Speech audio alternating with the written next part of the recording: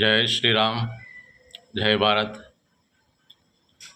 సోమవారం రాగానే శివభక్తి పొంగిపోతుంది. స్టేటస్లు పెట్టుకుంటాం, మంచిదే.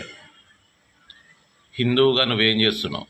హిందువుగా నువ్వేం చేస్తున్నావు? నీ ధర్మం కోసం నువ్వేం చేస్తున్నావు? నీ మతం కోసం నువ్వేం చేస్తున్నావు? శివుడి కోసం నువ్వేం చేస్తున్నావు? ఎక్కడైనా శివాలయం కూలగొడితే నువ్వేం చేస్తున్నావు? ఫోన్లో చూడడం, బాధపడ్డం. పర్లేదు, మనిషి అంతే.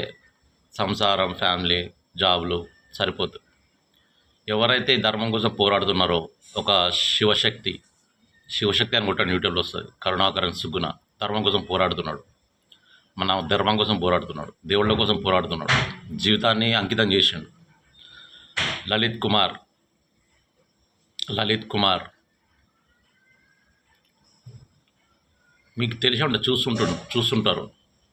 ప్లస్ ఇంకొకటి, మన ఆదిత్య పరాశ్రీ స్వామీజీ, యూట్యూబ్లో కొట్టండి, ఆదిత్య పరాశ్రీ స్వామీజీ. హిందూ ధర్మం గురించి చాలా బాగా చెప్తారు, జీవితం గురించి A to Z 100కు 100. మనిషి ఇట్లా బతకాలి, ఏం చేయాలి, ఏం తినాలి, ఏం తినకూడదు అన్నీ చెప్తాడు ఆయన. చాగంటి గరిగిపాటికి బాబు ఆయన. సో ఆదిత్య పరాశ్రీ స్వామీజీని ఫాలో అవ్వండి. ప్లస్ మీకు అయినంత, మీ ఆర్థిక స్తోమత, మీ ఇన్కమ్ బట్టి మీకు అయినంత 100 కానీ 500 కానీ ఆ శివశక్తి కరుణాకరన్ సుగ్న ప్లస్ లలిత్ కుమార్కి ఫోన్పే చేయండి, డబ్బులు ఇవ్వండి. ధర్మం కోసం ఇస్తున్నారు మీరు. దశమ భాగాలని చెప్పి 10% ఇస్తున్నారు చర్చిలో క్రిస్టియన్లు. మీరెంత ఇస్తున్నారు? మీరేమి ఇస్తున్నారు ధర్మం కోసం? గుడిలో డబ్బులు ఇవ్వకండి, దేవుడికి డబ్బులు అవసరంలా. దేవుడు చాలామంది ఇస్తున్నారు. డబ్బు లేనోడికి ఆకలితున్నోడికి అన్నం పెట్టండి.